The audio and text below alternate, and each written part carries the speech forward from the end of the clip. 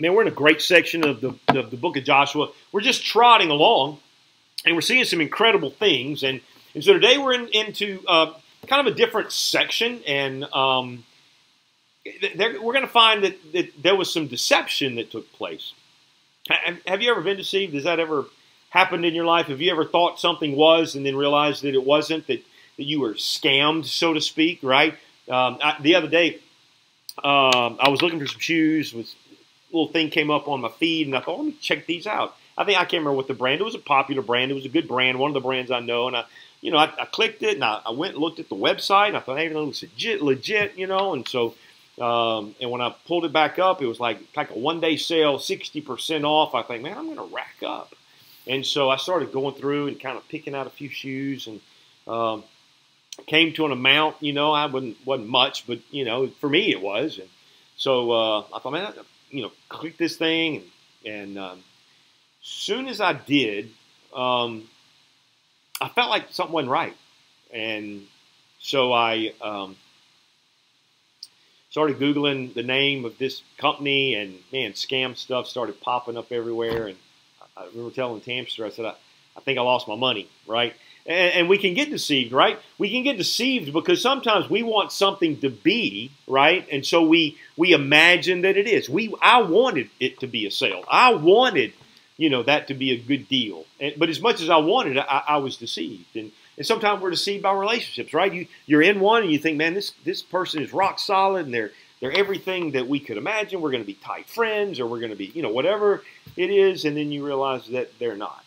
And I think the lesson that we learned today in this is deception and the power of prayer, really. And the fact that the evil one is a deceiver, right? That is what he is. Satan is the father of lies, and he is a deceiver. He masquerades himself as an angel of light, right? He prowls around like a roaring lion, like he has teeth, though he doesn't. But he can distract us. And so he is a master deceiver. Paul said that to the Corinthians. He said, man, I fear that what's happening in your life is very similar to what happened with Eve, that somehow Satan would deceive you and lead you away from a pure and simple devotion to Christ. We're going to find that in this story today. So we didn't go through Exodus, so we didn't get to the wilderness journeys, but Moses has died. Joshua is now in charge, and we talked at length about who Joshua was. You can go back and listen to those. And they are about to cross the promised land, cross into the promised land. So they get everything together. They've divided the deal. They've made their plan. They've sent the spies in. They know that Jericho is covered, and that they're going to take it. All of those things happen. Rahab, that whole thing. So they cross the Jordan. There's no turning back. The water's now back at full force. And so that was one of the first things that we saw about these steps of faith. Now, the promised land for them was a land that God had given to them through Abraham and promised to Abraham, and they are just now fulfilling that deal. And so God has promised them that land. That's why it's called the promised land, because he promised it to them. Like it's theirs. They don't have to ask him for it over and over. It's theirs. He promised them that land. And he said, when you go in, you have to take it over, but you can have it. And I don't want you to leave anybody in it. I want you to go in. I want you to clear that land out. I want you to settle in. Now, that is a picture of what Christ has done when we have been redeemed by his blood, when we have confessed our sins and we have become a believer in Christ. The Spirit of Christ has been deposited in us, and we have a promise. We have a promise that the power of sin is no longer over us, that the penalty of sin is no longer over us. But we do have a responsibility to keep in step with the Spirit, and the responsibility to put a chokehold on our flesh, right? That's our goal. So we're believers, right? We came to Christ, and we're baptized, and we're rocking along, but it doesn't take long before you realize you can sin, right? You still sin. We have to put the flesh to death. This is the whole deal. The goal is that we would be done with sin.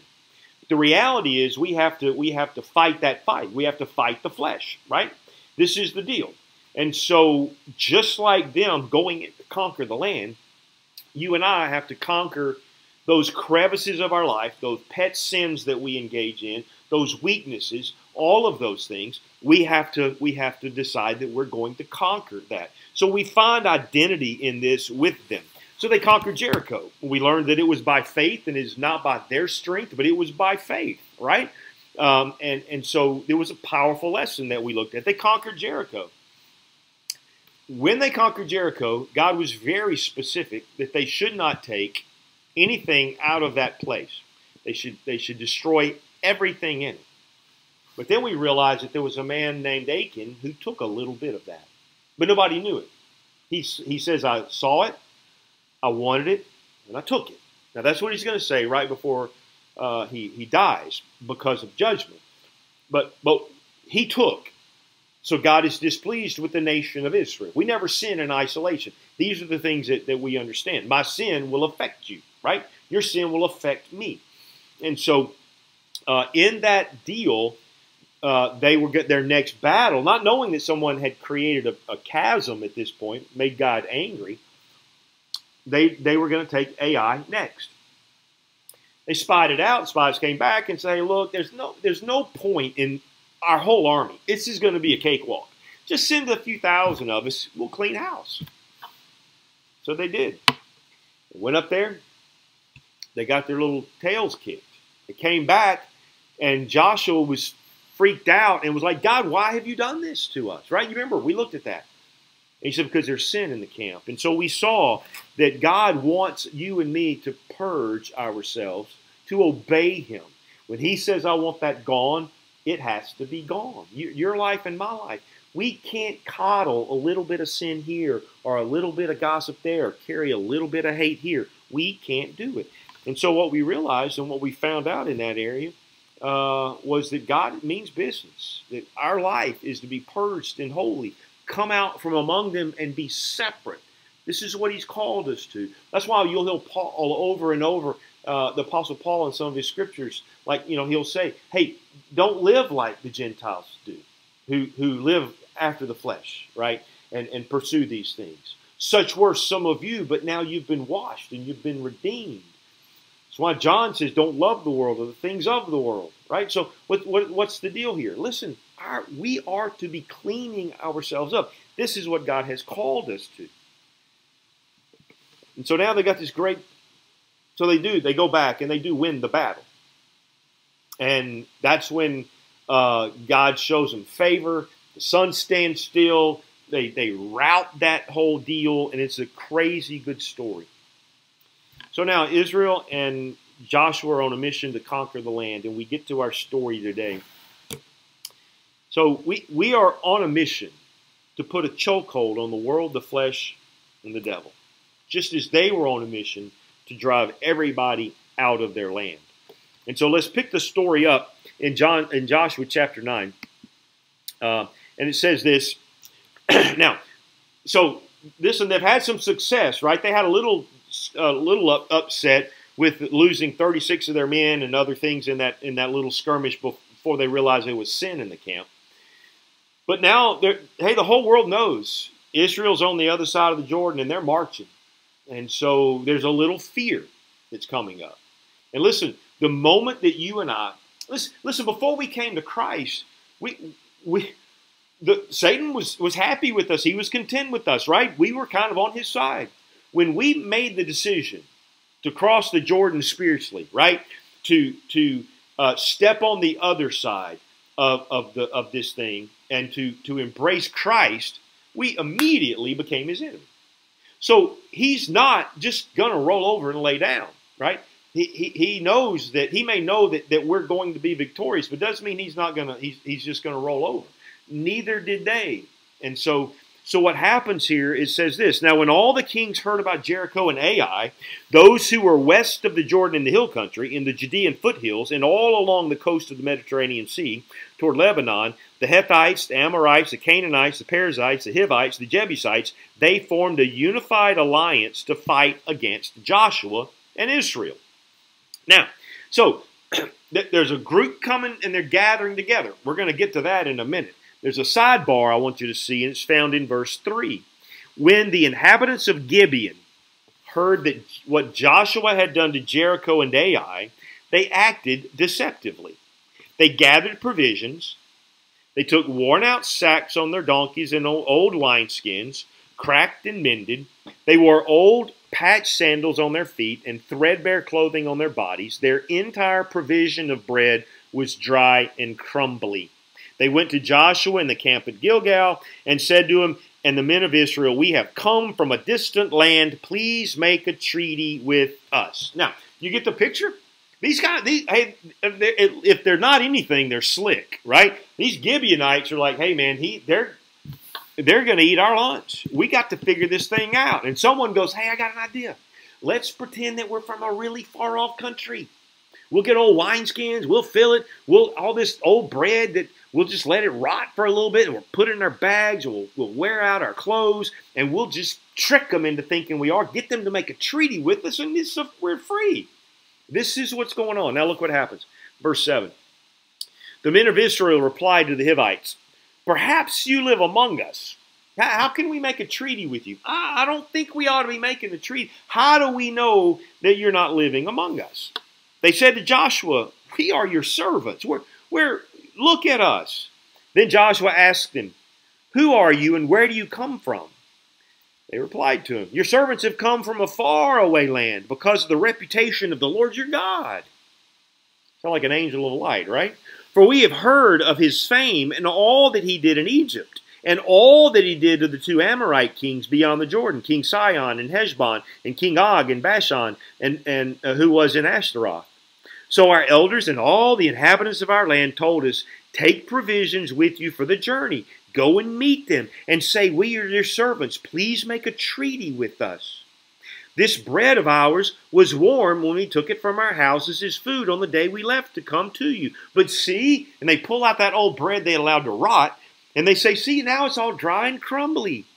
These wineskins were new when we filled them, but see, they're all cracked. And these clothes and sandals are all worn out from our extremely long journey.'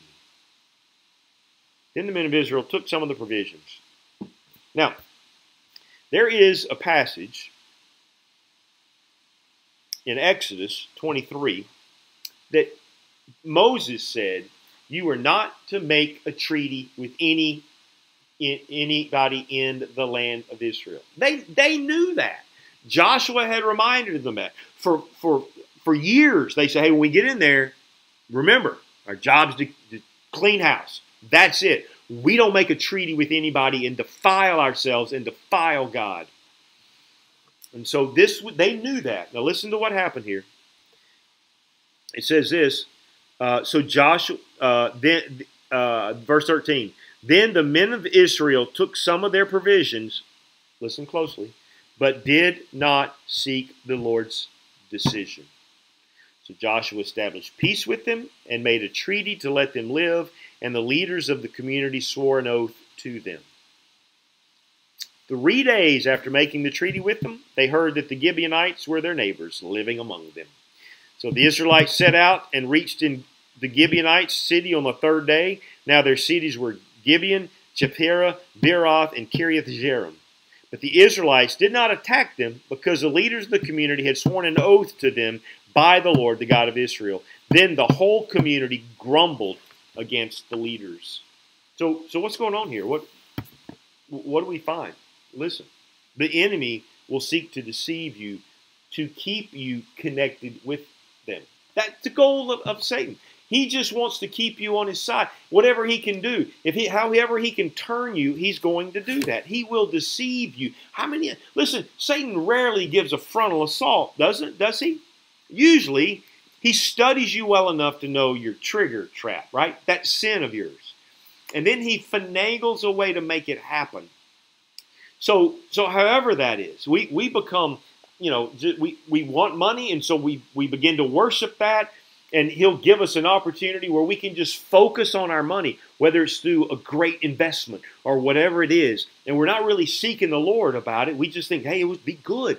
But secretly, Satan is like, hey, I'm not talking about money as a bad thing, although it says it is a root. What I mean is that Satan will lure you away, right? That's what he does. He fishes for us. He puts a shiny out there. That's how James speaks of it, right? How does sin happen? Well, we see something and we want it, and it's shiny.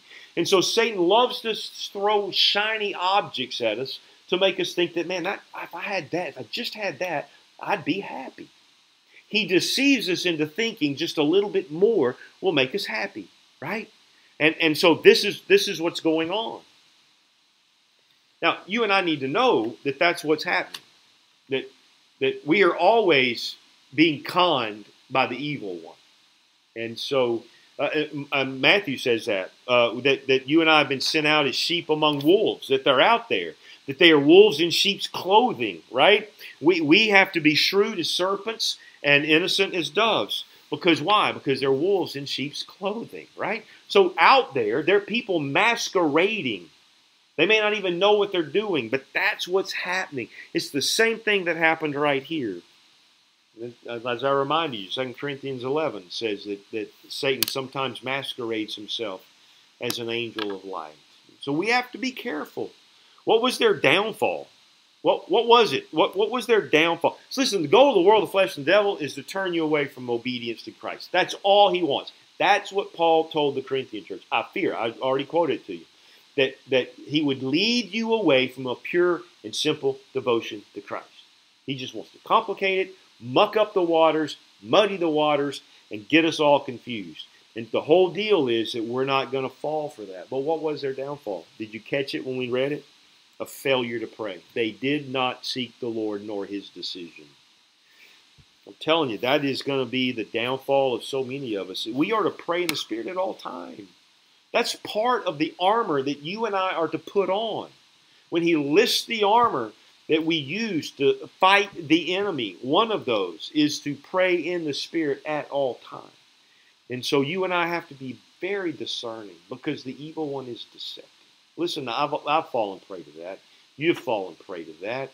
You know that you can sometimes wake up and realize, man, I have just messed myself up, and I just fell into some sort of sin, and I allowed it to happen. I was deceived by a guy. I got angry, and I went crazy on somebody because I thought it was the right thing to do, and it just felt like it was. Instead of listening to the Lord and not letting that anger get the best of me. So then we find what happens if we go a little further. Well, so what they did, he ended up making them slaves. And so the scripture says that they were slaves even to this day. And then we get to chapter 10 of Joshua, and we see here another deal. Now listen to this. Now King Adonizedek of Jerusalem heard that Joshua had captured Ai and completely destroyed it, treating Ai and its king as he had Jericho and its king, and the inhabitants of Gibeon had made peace with Israel and were living among them. So Adonizedek and his people were greatly alarmed because Gibeon was a large city, like one of the royal cities. They're like, man, Gibeon now is on their side, whether we like it or not.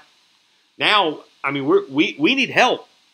And so Adonizedek, verse 2, and the people were greatly alarmed because Gibeon was a large city, like one of the royal cities. It was larger than Ai, and all its men were warriors.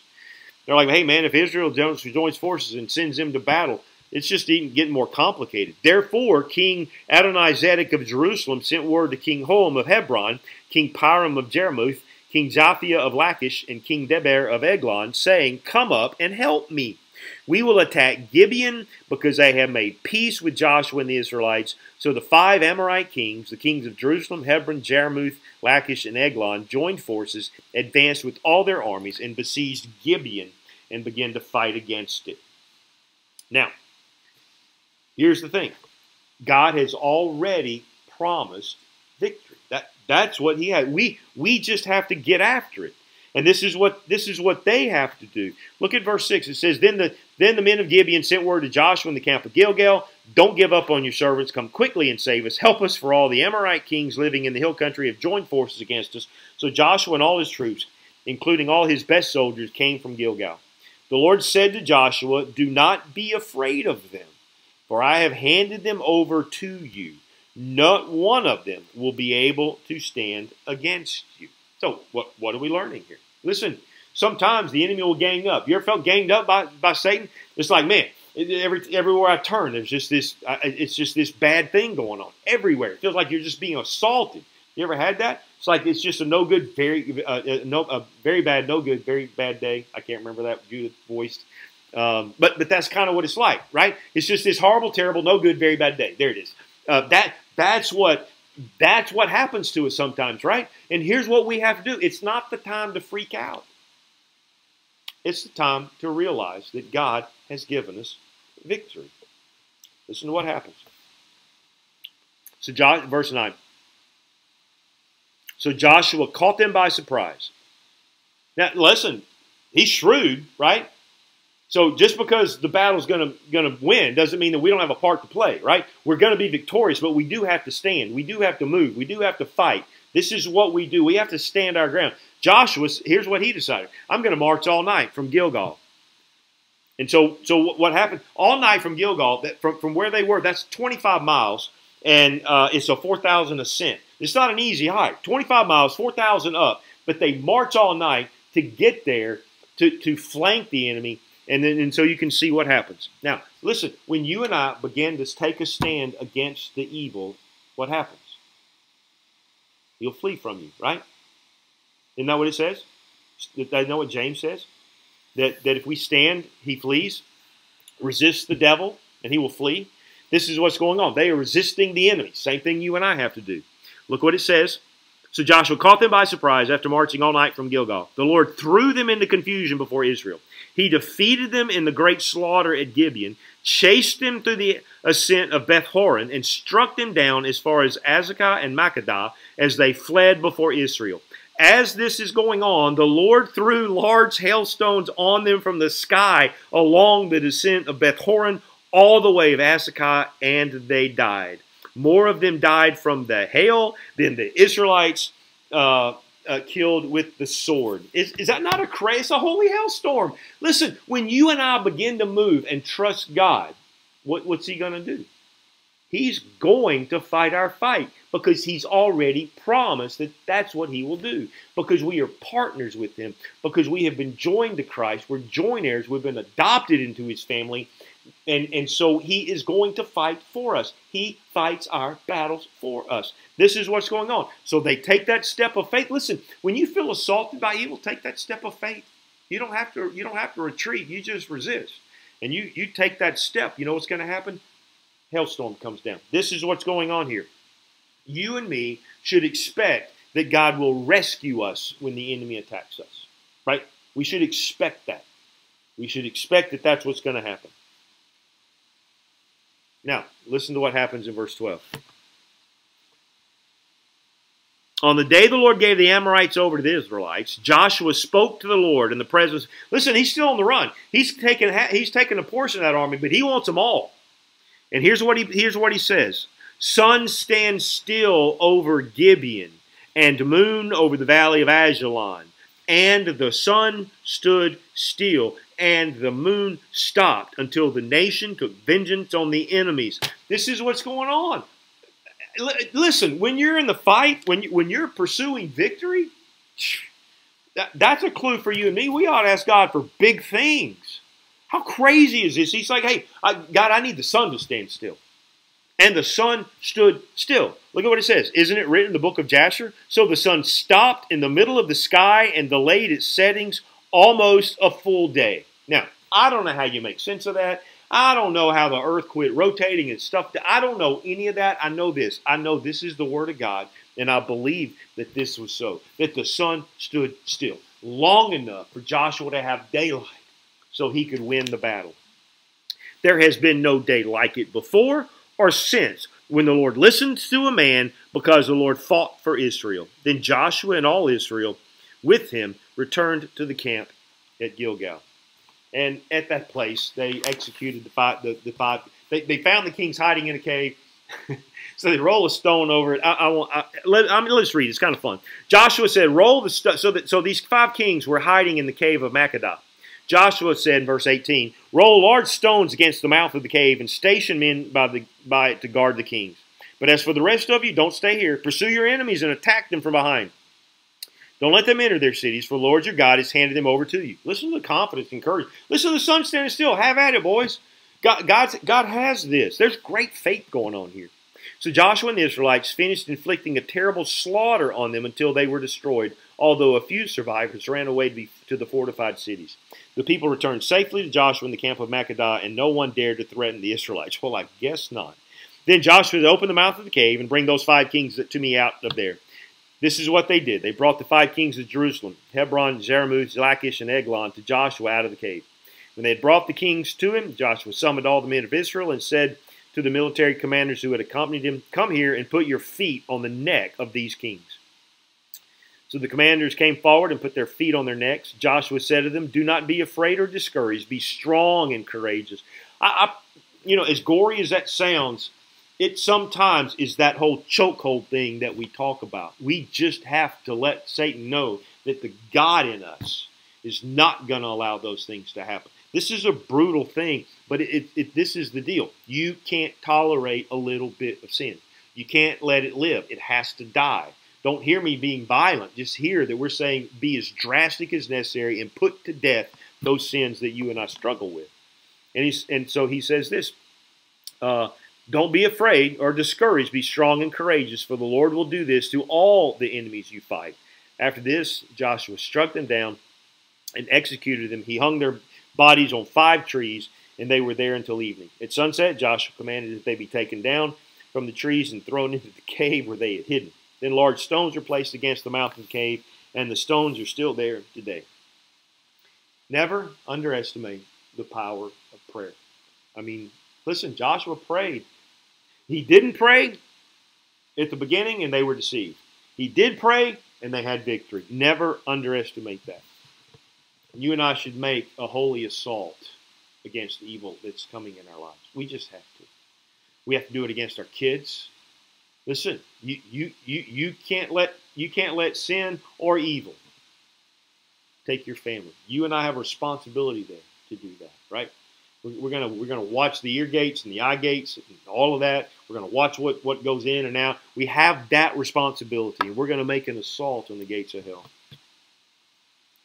So I guess we leave ourselves with this: what battle do you need to fight, right? What battle do you need to fight? Where have you been deceived? What are you going to do about that?